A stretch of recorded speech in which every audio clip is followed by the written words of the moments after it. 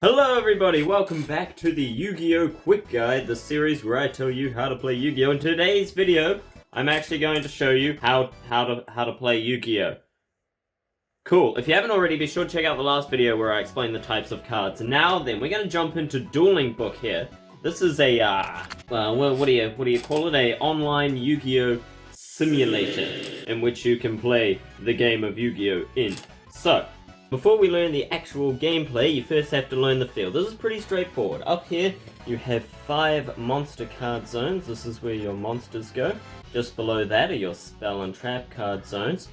On either side here and here are your pendulum zones, which I'll explain in a later video. Both players have a deck of 40 to 60 cards that goes in the deck zone here, and an extra deck of up to 15 cards, which are for your extra deck monsters, which again, I'll go over in another video. Now, right over here, on the left side of your monster card zones, you have the field spell zone. This is where you put your field spell cards, and on the other side, you have your graveyard. And just above or next to your graveyard is the banished zone. Some cards have effects that cause them to be banished, in which case they go there. They're removed from the game in most cases. You can't get them back, but nowadays you can. And finally, this zone up here is your extra monster zone. This is where you can summon monsters from the extra deck.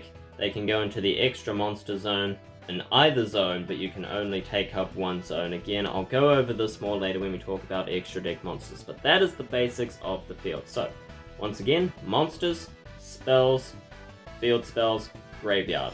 To start off the game, both players shuffle their decks and decide who goes first, usually with rock, paper, scissors. Then, they both draw 5 cards. The turn structure goes as follows. You start off in the draw phase. When the turn starts, the turn player draws 1 card from their deck. However, if you're going first and it's your first turn, you do not draw any cards during the draw phase.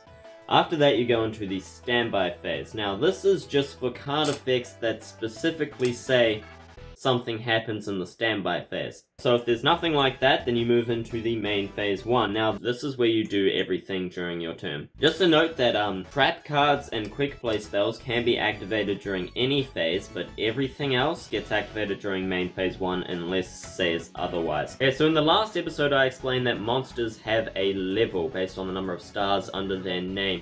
Now, this is important for summoning mechanics. For your normal summon, you can either normal summon in attack mode, or normal set in face down defense mode, or you can do what's called a tribute summon. So, to normal summon a monster, it has to have a level of 4 or lower. So if it's got 1 to 4 stars, then you can normal summon it a-okay, no problem. If it has more than 4 stars, you have to do what's called a tribute summon. So if it has 5 or 6 stars, you have to send 1 monster from your field to the graveyard to summon that monster. If it has 7 or more stars, you have to send 2 monsters from the field to the graveyard to summon it. And this is still treated as your normal summon, so you can only do it once per turn. So, during your main phase 1, what can you do? Well, you can summon a monster, either normal summon in face-up attack position, or you can normal set in face-down defense position. Attack position is rotated vertically, defense position is horizontally. You cannot summon in face-up defense position unless it's a special summon, which we'll get to later. Now, you can only do 1 normal summon or set per turn, and you can do as many special summons as you want. Special summons is when you summon a monster via a card effect. Also, in your main phase 1, you can activate spell cards, or you can set spell cards face down, and you can also set trap cards face down. You cannot activate a trap card straight from your hand. A trap card can only be activated after it's been set, and you cannot activate it during the turn that it's set. The other thing you can do in your main phase 1 is activate your monster effects if they have any, unless they say to activate it at another time. And you can change the battle position of your monsters. So, to do that, you just switch the position that they're in. Now, a monster cannot change its battle position on the turn that it's summoned or set, or after it is declared an attack. So for a face-down defense position monster, you do what's called a flip summon, which flips it face-up attack position, or you can put it in defense or to attack, but not on the turn that it's summoned, and you can only change the battle position of each monster once per turn. After your main phase 1, you can either go into the battle phase or the end phase. The player that goes first cannot go into the battle phase on their first turn for obvious reasons. That would be extremely unfair, So in the battle phase, assuming that it's after the first turn, you can attack with your monsters. Assuming they have a monster on the field, i.e. let's say this, then you can attack said monster. Now, if attacking a monster, you first look at what position it's in, either attack position or defense position. Hold on, let me get a different card here. Something with actual attack points would be good. Let's use this for example. So, first of all, the monster's either in attack or defense position. The attacking monster has to be in attack position or it can't attack. And then you declare what you're attacking.